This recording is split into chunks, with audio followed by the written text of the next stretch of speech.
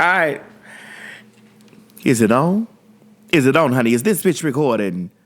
What's up, YouTube land, Twitter land, Instagram land, Snapchat, Grind the Scruff, BGC, Jack, Facebook, Periscope, and last but not least, every single one. How many? Every single one. How many? Every single one. That just tickles you, Craig. Because I keep it cute all the way. Of my bitches. Christian Mingle. And the land's all across the land. This is your girl, T.S. Madison, and I'm coming to you loud, live, and always and forever in color from the marvelous chateau. And we are now live on the Queen's Supreme. Which one? The Queen's Supreme. Which one? The Queen's Supreme Court podcast, bitch. Girl. Ladies and gentlemen, listen. Let me tell y'all something. Ladies and gentlemen, boys and girls of girls and girls around the world, we have here our very own legendary icon, Ballroom Magistrate.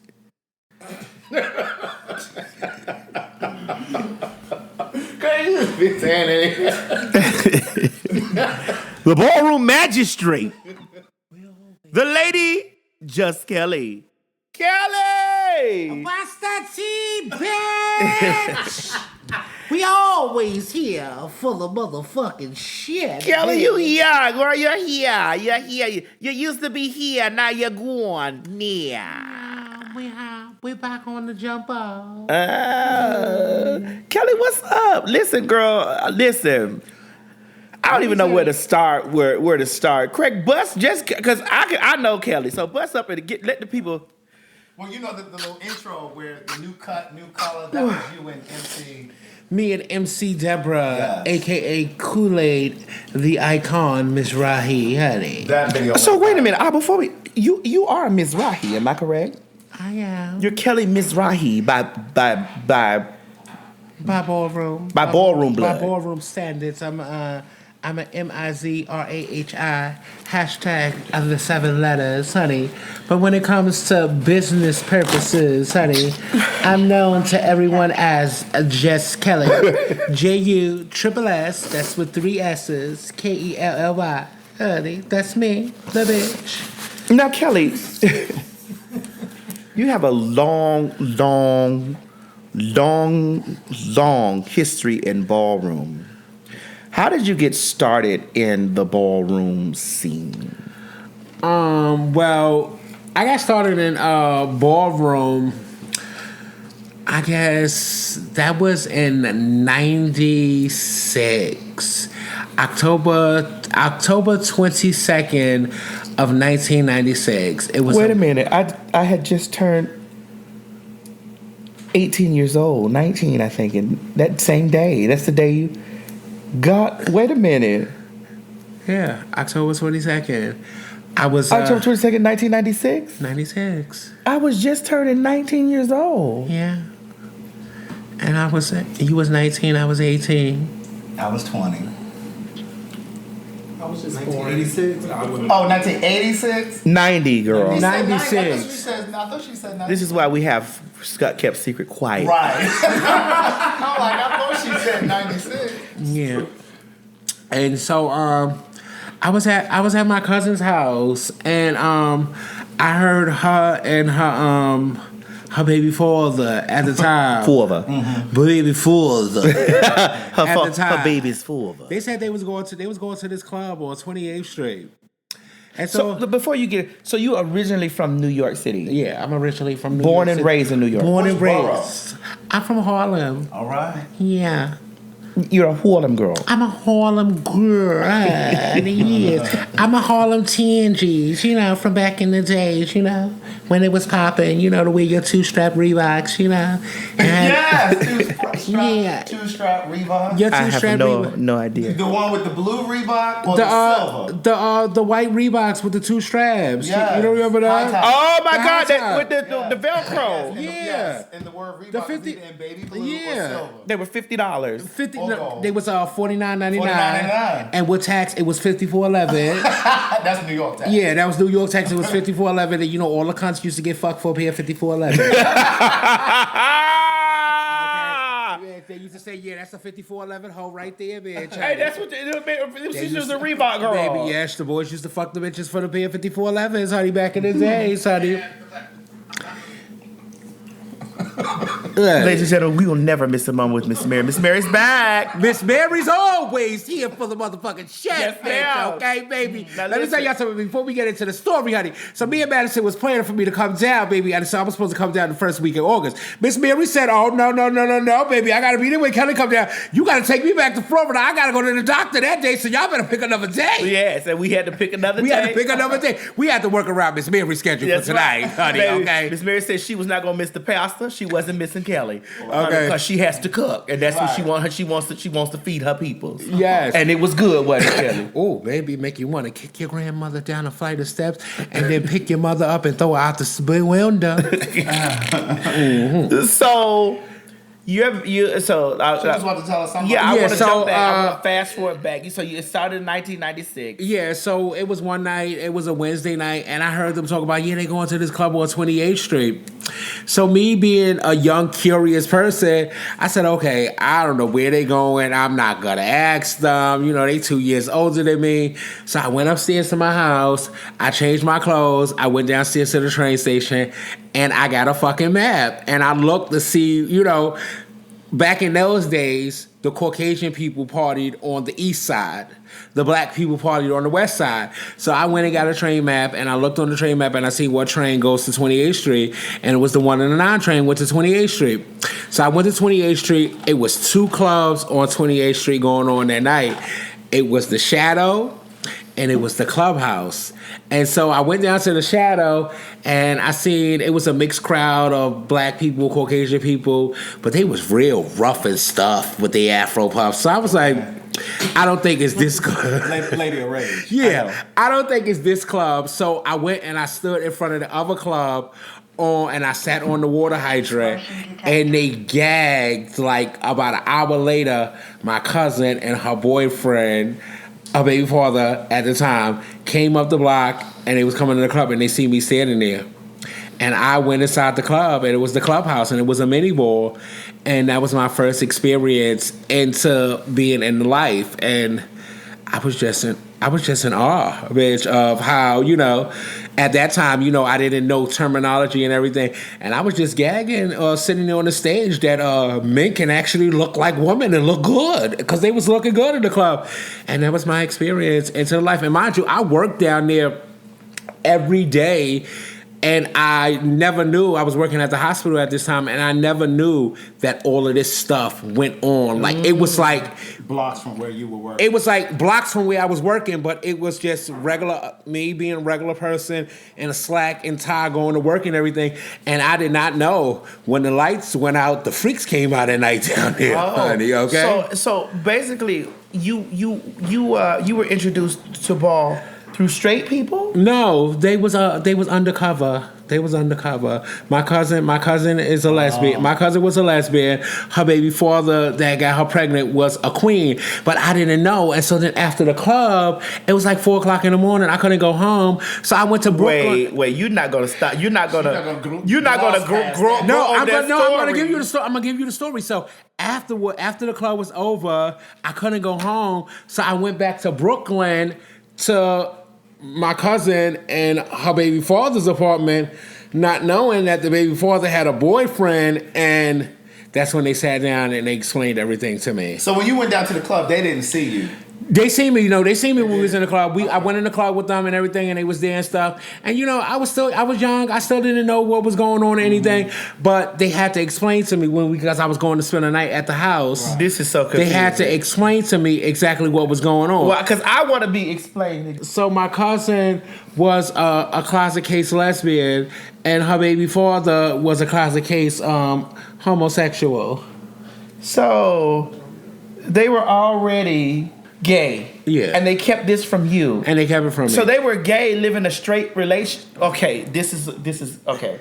So they were gay. And they were separate gay, but they were in a relationship with each other. Okay. Yeah. And so that she had to explain to me that her baby father and the boy that he was with was boyfriends when I went over to the house, because they didn't want me gagged seeing them sleeping in the same bed together. And that's how I got experience into the life and into to Ballroom. So were they already in Ballroom? Were they walking balls? They was already walking balls. I think like a year prior to me coming out, they was already walking balls. Were they walking relationship realness? Or what kind of? Well, at the time, my cousin was walking Women's Performance at the time, and her baby father was walking Butch Queen Vogue Femme at the time. Okay, this is a lot. This is a lot for me to comprehend. Now, even though I'm trying to comprehend it, okay, they were portraying to society that they were a straight couple. Yeah, but they were gay. They was freaks. They had a baby. They had a baby. They actually have 2 kids together.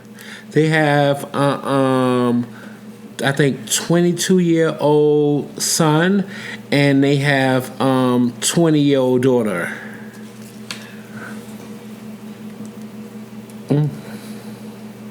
Why you gagging so? Are they still together? No, they're not still together. He has he done went through about multiple boyfriends.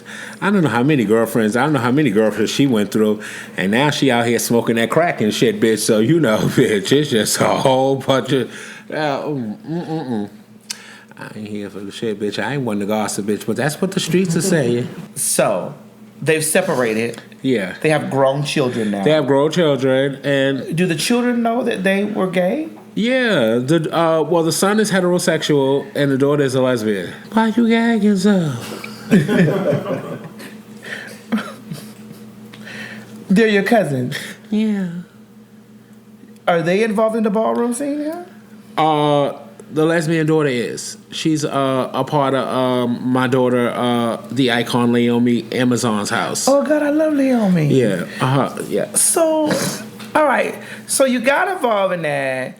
When I hear you're iconic in the whole situation, well, you rose to be iconic. Yeah, it was a fight. It was. What was it? Was it you just being so vocal? You being loud, laughing in color? You being what grew your?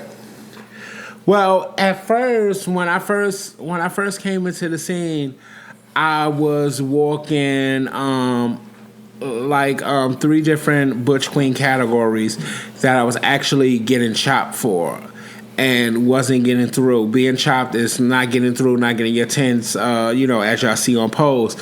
And till one day I said, you know what?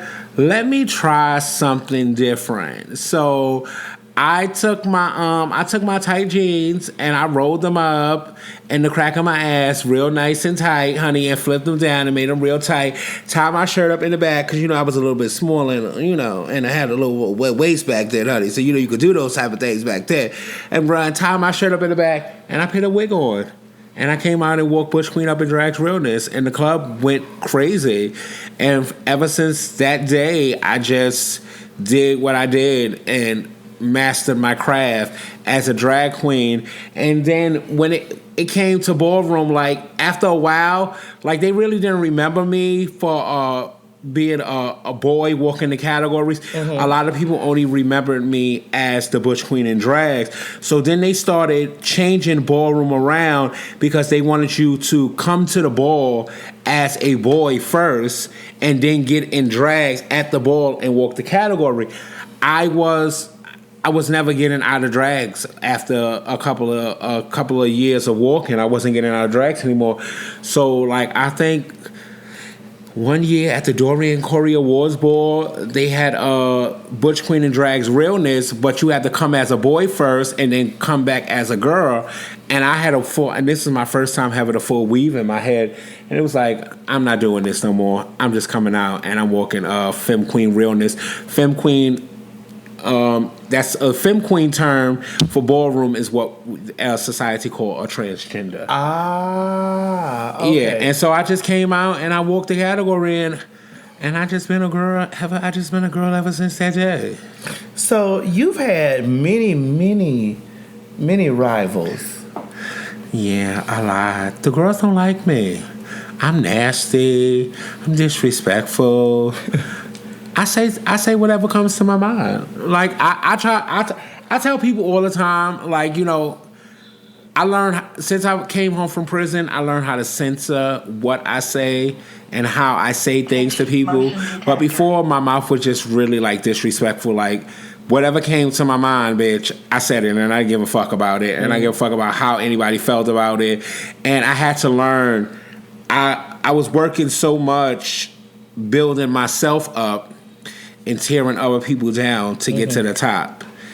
And it was like I got a certain amount of gain and royalty from it, but everything that I gained from it, I lost on the back end. All right, so Craig, just jump right on in before we really interrupt honey about this situation that was transpiring downstairs. Right. The situation is the situation. Of the situation. Of the situation. So the you situation. said that at some point you just started wearing wigs and dressing like a woman. So at what point did you know that you were trans, or do you identify as trans?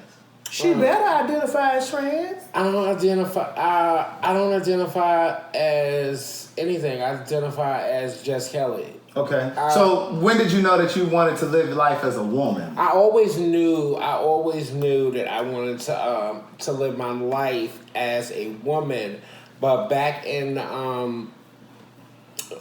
the days, you know, we had the epidemic with AIDS and HIV, and I was dealing with that with my mother, and so it wasn't accepted to be trans, and so a lot of my mother friends and stuff was passing away, and I knew if something happened to my mother that I was the oldest child, and I would have to be there for my brothers and sisters, and I never wanted them to be ridiculed or feel any type of way if I had to go to school for them and I was trans. So I held out until my brothers and sisters was of age before I actually started my transition. Okay. So did your mom subsequently pass? No, she's okay. So she's still. So you just were kind of reserving it just in case. Yeah. You had to step in as the parent. Yeah, it's still around. It ain't going no place yet. What, the did? She met her mom. Oh. You spoke about her in such a way of an object. Right. It's Are still y'all, around. do you guys get along?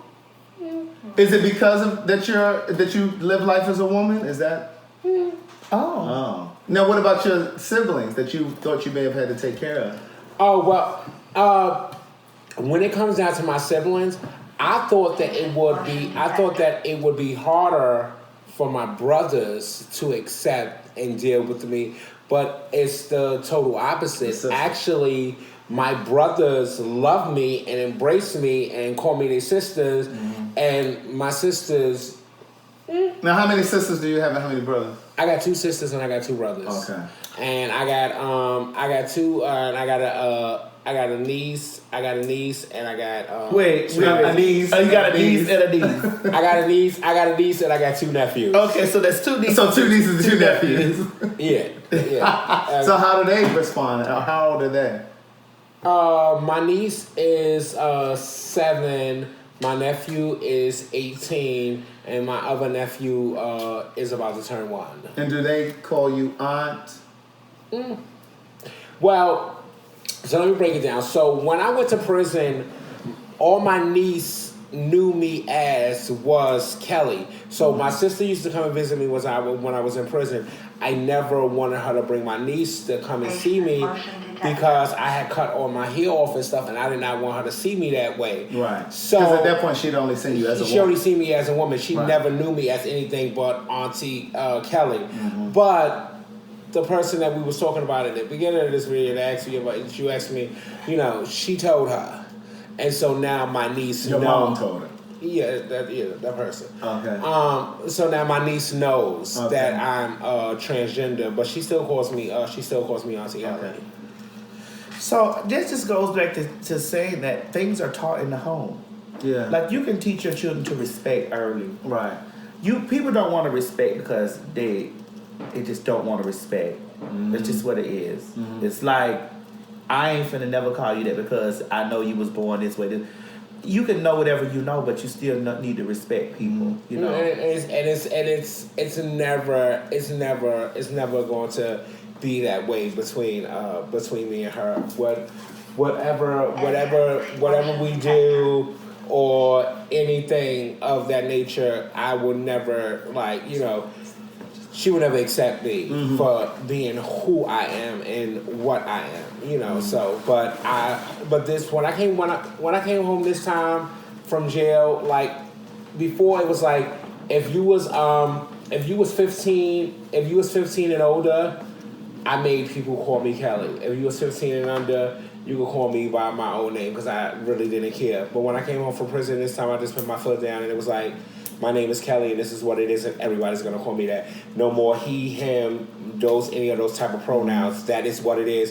And if you call me anything else, I'm not going to answer you. I'm not going to respond to you and everything. And so, I'm going to be honest with you. Like, I've never made it an issue for my mother to call me Madison or Chanel. I've never made it that thing. I've never, ever, ever put my foot in a space where I have, but it's a difference because your mother can still, Pooh is still it's still feminine about the whole situation. Yeah, she calls me boo. Boo. She calls you boo. That's still feminine about the. She'll say boo or my child. Yeah, that's still feminine about the situation, and it wasn't that. And when Miss Mary talks about you with other people, Miss Mary is not gonna let them call you anything other than Madison. Okay, she was allowing people to still call me that other name, and then I see them and I'll be like, oh well, that's not my name. But they said, and then they give me, oh well, that's what your mother said your name is. Well, I don't give a fuck what my mother told you my name was.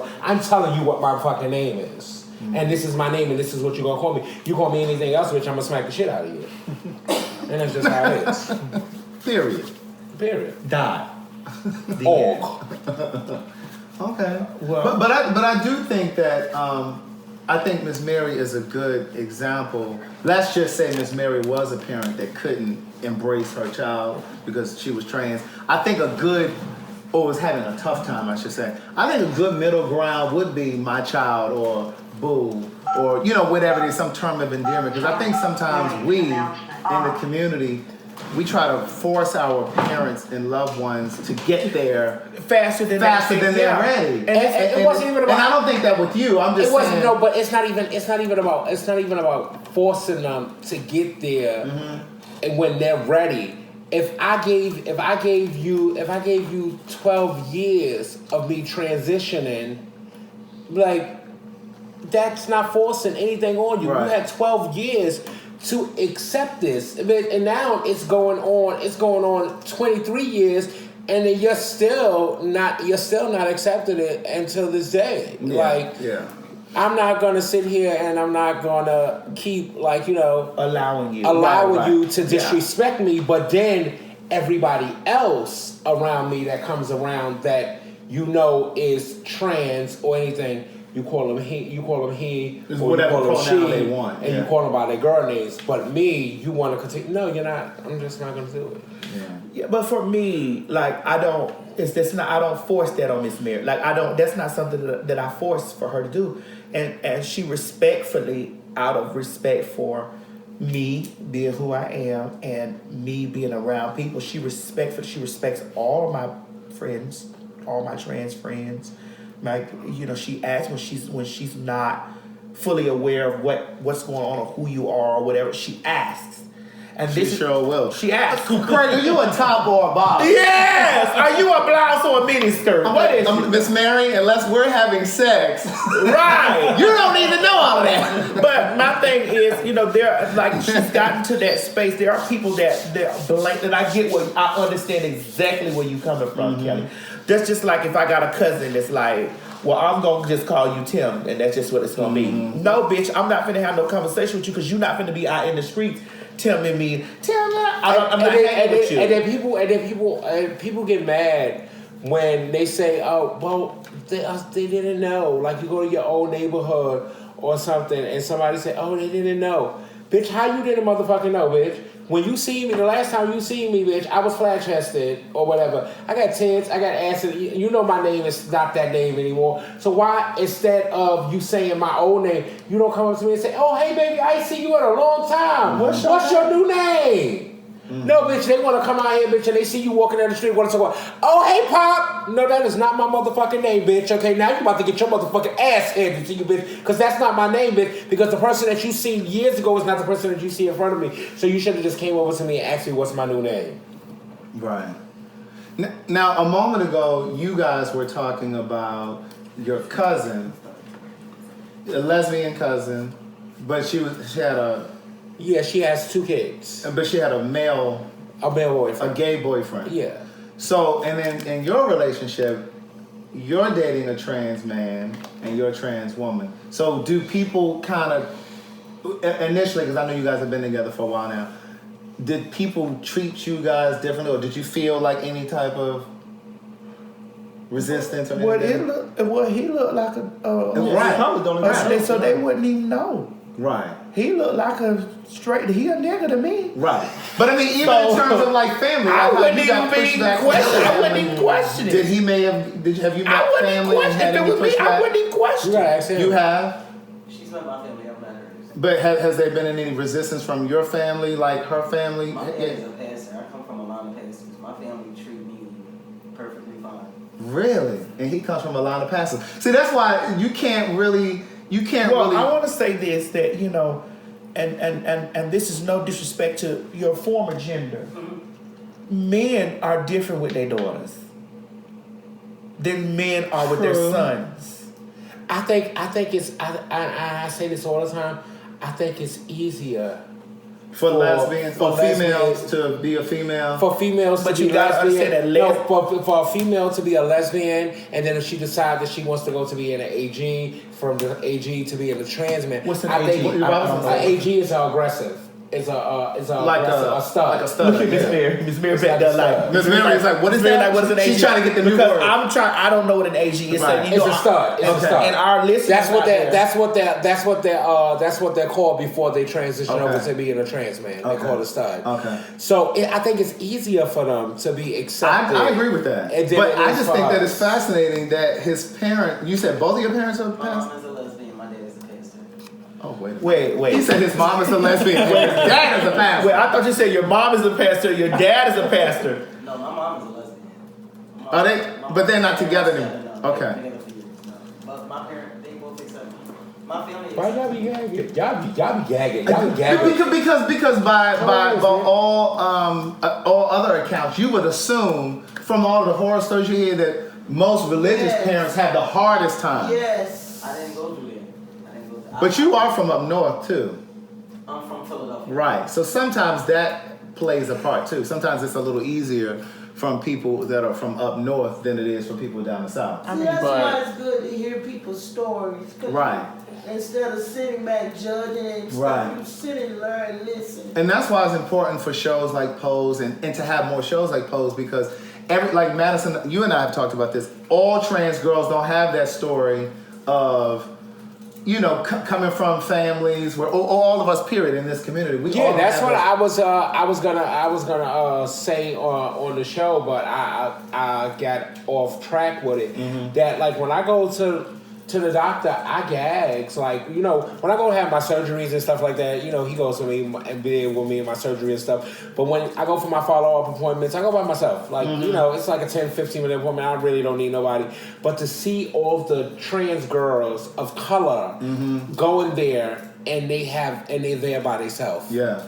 But then you see all the white trans girls. They there with their mothers, their fathers, their friends, and supporters there, and then all the black trans girls and the Spanish trans girls is all in there sitting by themselves.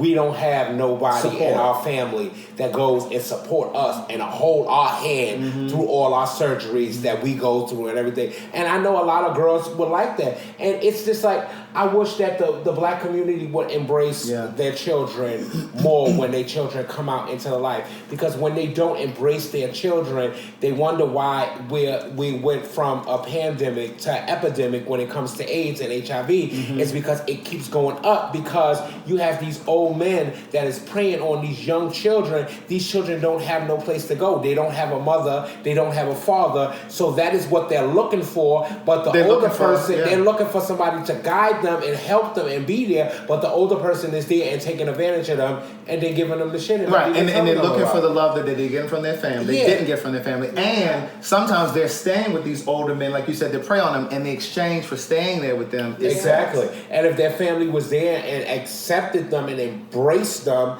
it would be fine. Yeah, yeah, But let them know they love them unconditionally. yeah. That's the most Yeah. greatest thing to just love. You don't have to agree with everything, but just let your child know you love them. Yeah, it's like it would be everything. Like, you know, I wish like the first time I came over here, me and Madison sat down with Miss Mary and we talked and everything and ate fish, bitch. And I cried, bitch. Like I cry all the time. Like even with my husband, to see his relationship that he has with his mother, the relationship that Madison had with Miss Mary. I had that relationship with my grandmother because she raised me, but I would love to have that relationship with my mother and to bond and to be around my mother and to chill with my mother and all the things that I experience and all the things that I'm going to experience in life. It's like I wish that I can have my family be a part of it. I was to get a reality TV show. I wish I could have my family be a part of it. But it's like, I know it's going to be my two brothers, my aunt and my uncle and my cousin and my best friend. It ain't gonna be nobody else in the family because there ain't nobody else in the family. Everybody else in the family, bitch, they still have those slip-ups, bitch, and I ain't got time to be on national TV busting nobody in their motherfucking mouths. It's what I wish I had. But Mama, this is why I always tell you it's important that what we do, like people don't really get it. Like it's bigger than what it's like when we fussing. told you that. It's bigger, so it's important that we do that, and it's important that when you get around people. But you know that's real. It's real and it's genuine. If everything was smooth with you and Miss Mary all the time, you get there.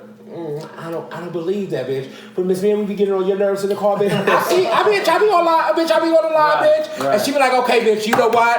I gotta get the fuck up off this line this day. I call her phone. Leave Miss Mary alone. Yes, she do. Leave Miss Mary alone, honey, okay? Let Miss Mary be. Let Miss Mary be, honey. Let her do Miss Mary her. don't want you online while she in the car. You driving. Leave Miss Mary alone and get up off that Or line. if you gonna talk about something, Miss Mary gonna get in there. She gonna put her two Yeah, Miss Mary let her don't put want her you two to cents say in it. But I ain't talking to you, Miss Mary. I'm talking to the people. Miss Mary sitting right there, so you talking to everybody, baby. Leave Miss Mary alone.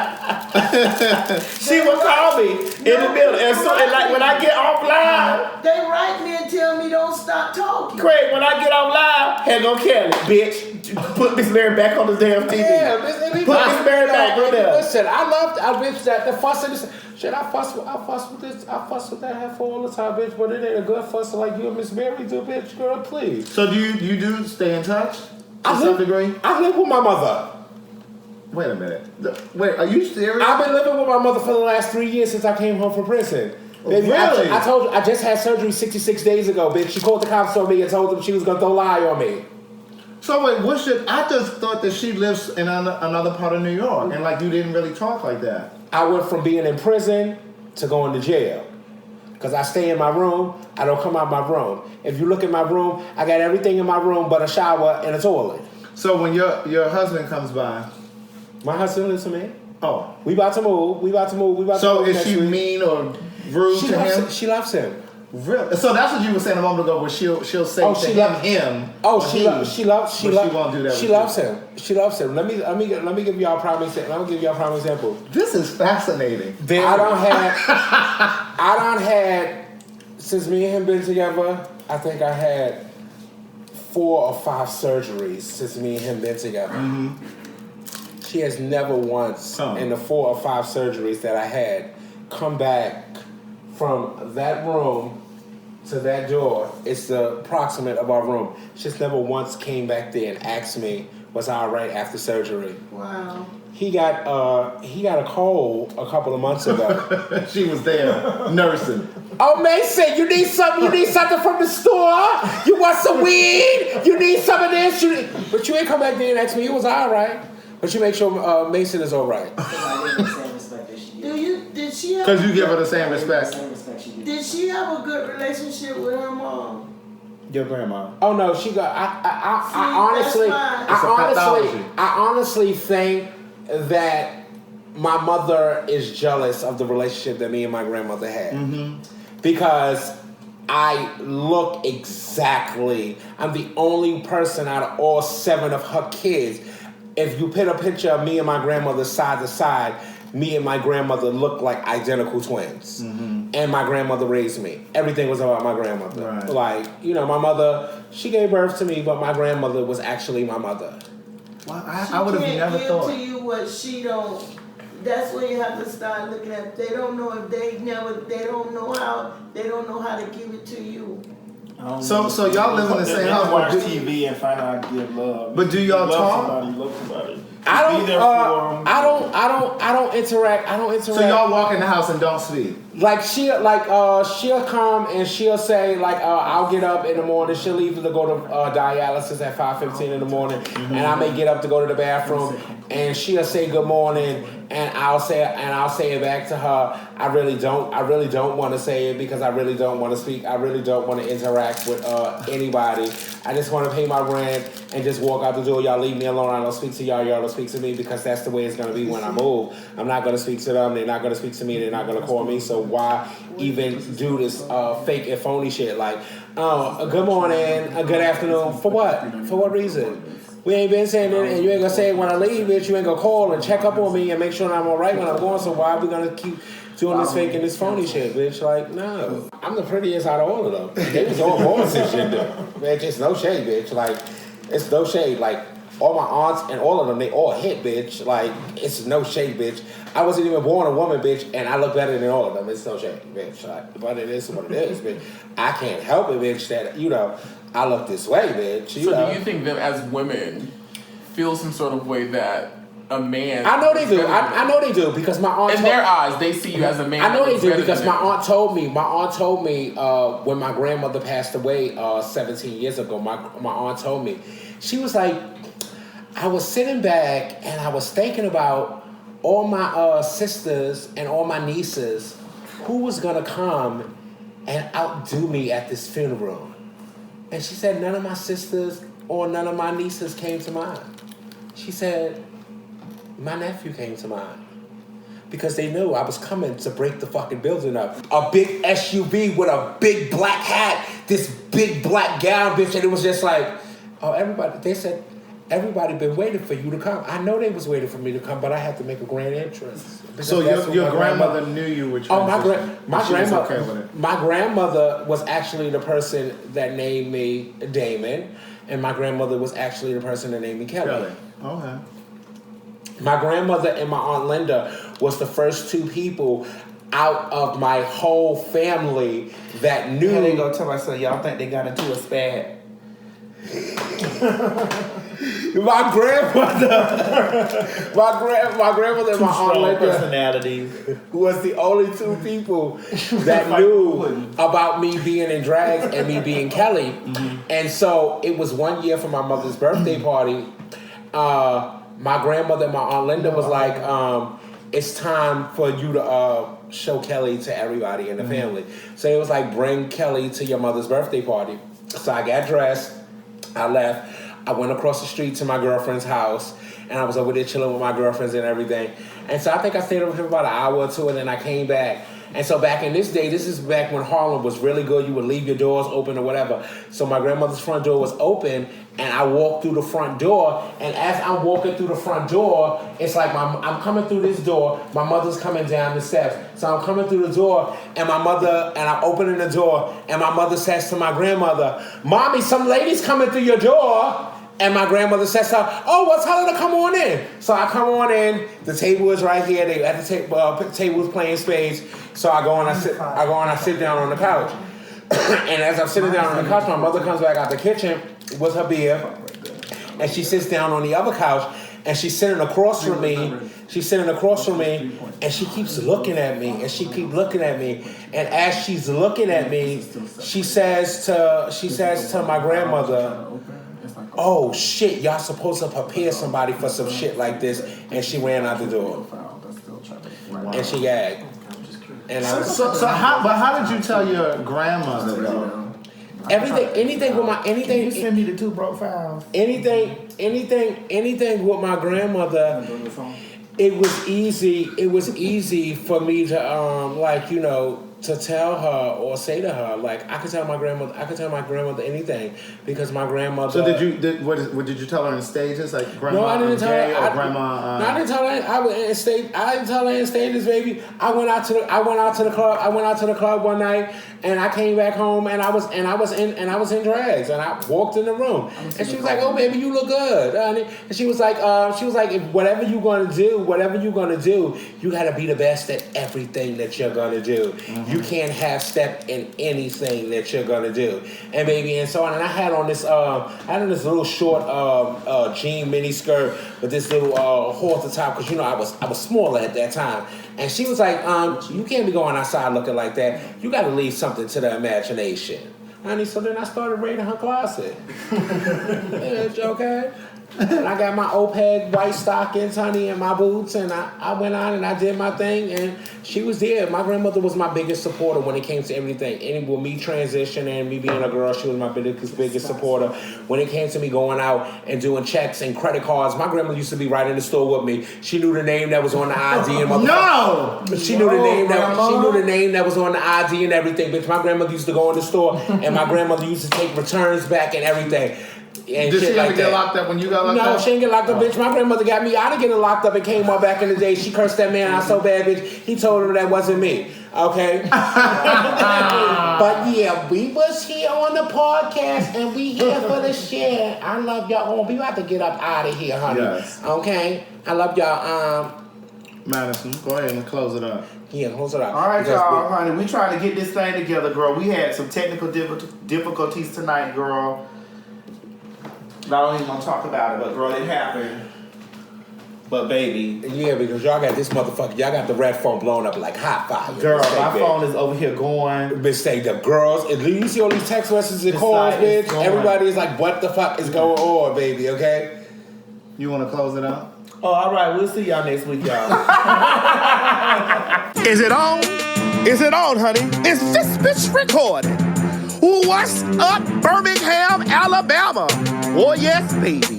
Listen, y'all summoned and we on the way. The Queen's Supreme Court is on its way to Birmingham, Alabama, September the 30th, girl. We will be loud, live, and in color at the M Lounge located at 521 3rd Avenue West. Now listen, I need for you to stop what you're doing and get over there to eventbrite.com right now and get those tickets. Get your tickets, because they're going to be going fast.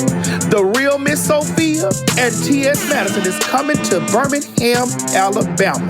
Bitch, and we going to have a good time. Nah, don't meet me there. Beat me there. And come dressed to the nines, because we will be judging what the fuck you got on. Bye, y'all.